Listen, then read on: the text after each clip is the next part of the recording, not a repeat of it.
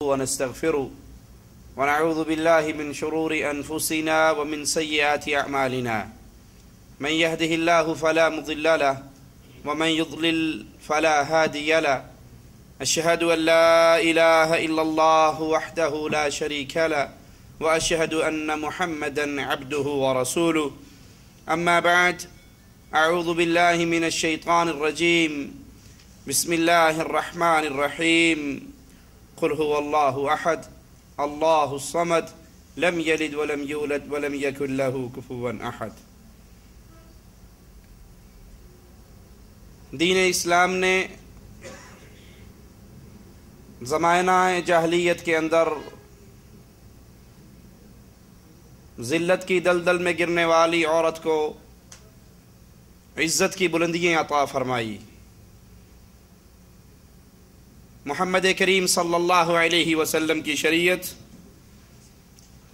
عورت کو کتنی عزت دیتی ہے،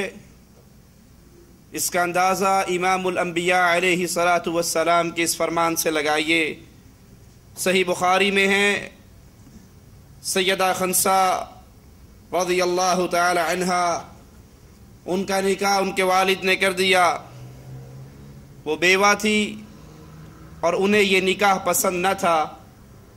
وہ رسول اللہ صلی اللہ علیہ وسلم کے پاس تشریف لائیں۔ اللہ کے نبی علیہ الصلاۃ والسلام، میرے بابا نے میری پسند کے بغیر،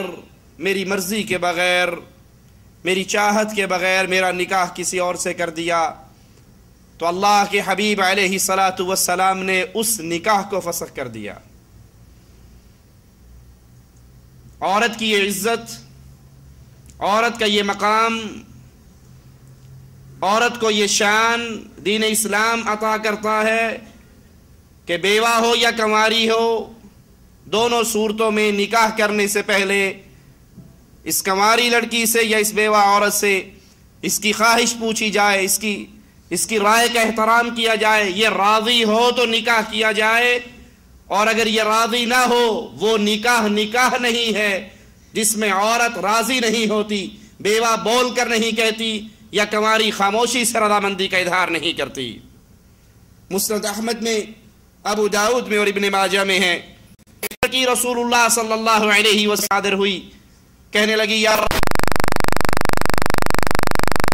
رسول اللہ صلی اللہ علیہ وسلم نے اس لڑکی کو اختیار دیا، تجھے اختیار ہے، چاہے اس نکاح کو برقرار رکھ اور چاہے اس نکاح کو ختم کر دے، یہ تجھے اختیار ہے، کیونکہ اگر لڑکی کی اجازت کے بغیر، اس کی خواہش کے بغیر، اس کی رائے پوچھے بغیر، اس کی رضامندی لیے بغیر نکاح کیا جائے تو وہ نکاح نہیں ہے اگر وہ اس کو پسند نہیں کرتا۔ بعض لوگ یہ بہانہ بناتے ہیں احادیث رسول کو ٹھکرانے کے لیے کہ جی یہ بچی ہے، یہ ناسمجھ ہے، ہم اس کے ماں باپ ہیں، ہم اس کے ولی ہیں، ہم اس کے بڑے ہیں، جو رشتہ مل رہا ہے یہ بہت مناسب رشتہ ہے، آخر ہماری بیٹی ہے، ہم اپنی بیٹی کی بھلائی چاہتے ہیں، اپنی بیٹی کی بہتری سوچتے ہیں۔ کون سے ماں باپ ہیں جو بیٹی کا برا سوچیں؟ لہذا بیٹی سے پوچھنے کی ضرورت نہیں، اور اگر یہ راضی نہیں تب بھی کوئی حرج نہیں، بیٹی تو ہماری ہے۔ بھائی یہ لڑکی بے شک تمہاری ہے، لیکن یہ بھینس بکری نہیں ہے، یہ گائے نہیں ہے، یہ جانور نہیں ہے کہ اس کے پوچھے بغیر جب چاہے اس کو جس کے قلعے سے چاہے باندھ دو اور جہاں سے چاہے کھول دو۔ یہ عورت ہے، یہ اللہ کی باندی ہے، اللہ نے اس کو یہ عزت دی ہے، یہ اختیار دیا ہے، جب اس کا نکاح کیا جائے تو اس سے اجازت لی جائے، یہ اجازت دے، رضامندی کا اظہار کرے، تب اس کا نکاح کیا جائے۔ لیکن یاد رکھیے، اگر عورت کی رضامندی کے بغیر نکاح کیا جاتا ہے، وہ اس کو ناپسند کرتی ہے، تو یہ نکاح مردود ہے، یہ نکاح مقبول نہیں۔ مسند احمد میں موجود ایک قصہ سنیے اور پھر اپنے اپنے معاشرے میں ہونے والے واقعات پہ غور کیجئے۔ اللہ کی شریعت لڑکی کو، عورت کو جو حق، جو مقام، جو عزت دے رہی ہے، ہم اس کو وہ عزت دے رہے ہیں یا ہم نے اپنے قبائلی رواج، خاندانی معاملات، ذات پات کے اصولوں کو اتنا بلند کر دیا کہ امام الانبیاء کی احادیث اس کے سامنے کوئی حیثیت نہیں رکھتی۔ عبداللہ ابن عمر رضی اللہ عنہ وارضا فرماتے ہیں کہ عثمان بن مظعون فوت ہوئے، ان کی ایک بیٹی تھی جس کا نگہبان سیدنا عثمان نے اپنے بھائی قدامہ کو بنا دیا۔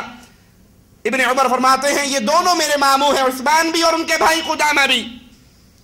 میں نے عثمان کی بیٹی کا نکاح قدامہ سے طلب کیا اور انہوں نے اس کا نکاح میرے ساتھ کر دیا۔ مغیرہ بن شعبہ رضی اللہ عنہ وارضا نے اس کی ماں کے پاس آئے اور اس کو مال کی لالچ دی، ترغیب دی۔ ماں کا میلان مغیرہ کی طرف ہو گیا، بیٹی بھی ماں کے پیچھے چل پڑی۔ ان دونوں کو یہ رشتہ منظور نہیں۔ اب یہ دونوں رسول اللہ صلی اللہ علیہ وسلم کے سامنے پیش ہوتے ہیں اور اپنا معاملہ پیش کرتے ہیں۔ قدامہ نے کہا یا رسول اللہ صلی اللہ علیہ وسلم، یہ میرے بھائی کی بیٹی ہے، میری بھتیجی ہے، میں اس کا چچا ہوں اور میرا بھائی اس کی نگرانی، اس کی نگہبانی میرے ذمہ لگا کر گیا ہے۔ میں اس کی بھلائی، اس کی خیر، اس کے بہتر مستقبل کے بارے میں بہتر سمجھتا ہوں، اور میں نے اس کا نکاح اس کے پھوپھی زاد عبداللہ ابن عمر سے کیا ہے۔ نکاح بھی عام بندے کے ساتھ نہیں کیا، اس کا ہم پلہ، اس کا ہم مقام، اس کا رشتہ دار، اس کے پھوپھی زاد سے میں نے اس کا رشتہ کیا۔ میں نے اس کا ہم پلہ رشتہ تلاش کرنے میں کوئی کسر نہیں چھوڑی، اس کی تلاش میں کوئی کمی نہیں چھوڑی، لیکن وہ تو عورت ذات ہے، اپنی ماں کی خواہش کے پیچھے چل پڑی۔ تو رسول اللہ صلی اللہ علیہ وسلم نے فرمایا ہی یتیمہ ولا تنکح الا باذنها، یہ تو یتیمہ ہے، یعنی اس کا باپ مر چکا، اب یہ بالغ ہو گئی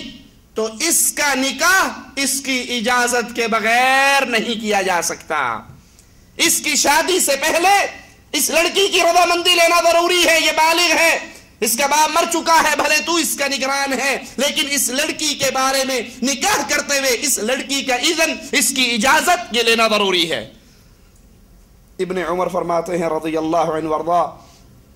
کہ میں اس کا مالک ہونے کے بعد، وہ میری بیوی بن گئی، میں اس کا مالک ہو گیا، اور اس کے بعد وہ دوبارہ مجھ سے چھین لی گئی اور اس کا نکاح کسی اور سے کر دیا گیا۔ اب اللہ کے لیے اس واقعے پہ غور کیجئے۔ ابن عمر رضی اللہ عنہ وارضا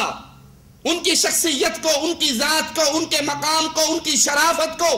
اپنے سامنے رکھیے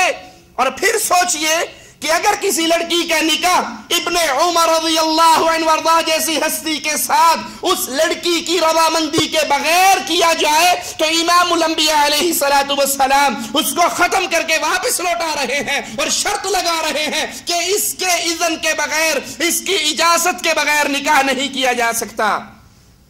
ہم نے اپنے گرد اپنی قوم اور قبیلے کے روایات کو، خواہشات کو، جھوٹی اقدار کو، اس کا جال ایسے بن لیا ہے کہ ہم نے اپنی بیٹیوں سے شریعت کا یہ دیا ہوا حق چھین لیا۔ کتنے ہی لوگ ہیں اپنی بیٹی کا رشتہ کرتے ہوئے، اپنی بہن کا رشتہ کرتے ہوئے، وہ اس چیز کو کہ میں اس سے پوچھ لوں عیب سمجھتے ہیں، اپنا ناک کا کٹ جانا سمجھتے ہیں۔ وہ کہتے ہیں سارا اختیار میرا ہے، میں جو چاہے کروں۔ اس کو اتنی جرت کیسے ہوگی؟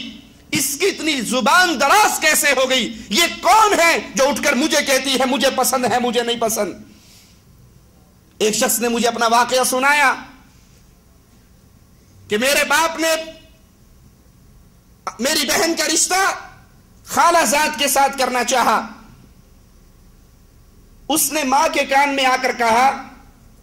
کہ خالہ زاد کی بجائے اگر میرا رشتہ ماموں زاد کے ساتھ کر دیا جائے تو مجھے زیادہ اچھا لگے گا۔ اس نے اپنے خامد سے کہا کہ جہاں آپ اس بیٹی کا رشتہ کر رہے ہو،